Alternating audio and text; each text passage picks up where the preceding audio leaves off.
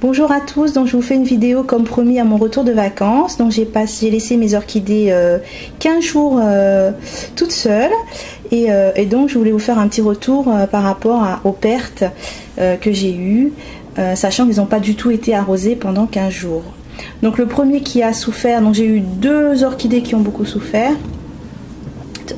Donc il y a le Maxillaria.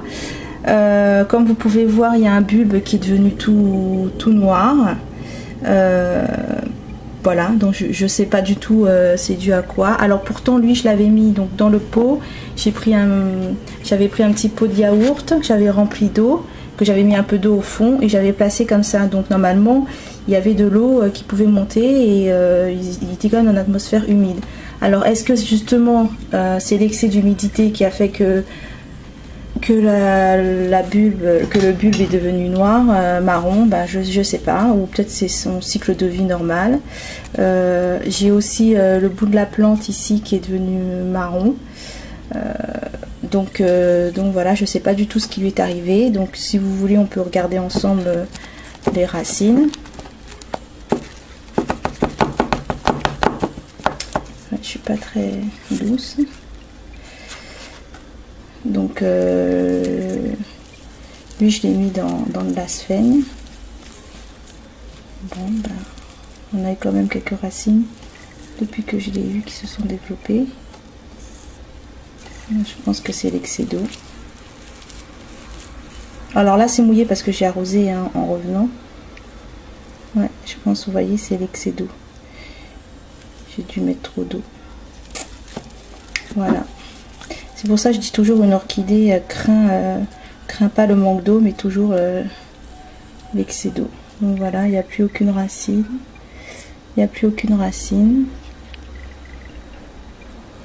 de viable. Donc voilà pour la Maxillaria. Donc je vais la rempoter et puis on va voir si elle va survivre. Alors la deuxième plante qui a eu des petits soucis pendant les vacances, c'est le Promoneae, je crois que c'est comme ça que ça se prononce. Donc en fait lui c'est le bout est devenu, toutes les feuilles là sont devenues marron et elles sont tombées, donc il y en a plein qui sont tombées, hein, vous voyez là. Donc je sais pas non plus ce qui lui est arrivé. Alors pareil, est-ce que c'est un excès d'eau, parce que vous voyez j'avais mis un fond d'eau. Alors peut-être que je l'ai laissé trop tremper dans l'eau et du coup les racines ont pourri et ça a fait pourrir les feuilles.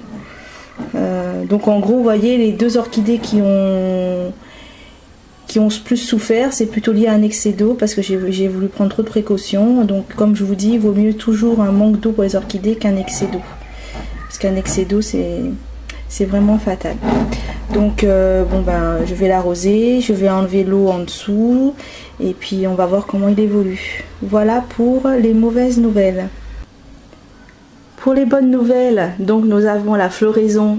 J'ai eu la floraison pendant mon absence de mon Oncidium pluie d'or. Donc vous voyez comme c'est magnifique, la tige elle est vraiment plus longue que l'année dernière. Et en fait donc et les fleurs sont juste magnifiques. Je sais pas si vous les voyez bien comme il faut. Voilà, donc elle est juste magnifique. Donc elle n'a pas du tout manqué d'eau et au contraire j'ai l'impression qu'elle a apprécié ce manque d'arrosage, puisque la tige est vraiment plus grande et j'ai même une deuxième tige qui a poussé sur le côté, vous voyez, voire 3 tiges en fait.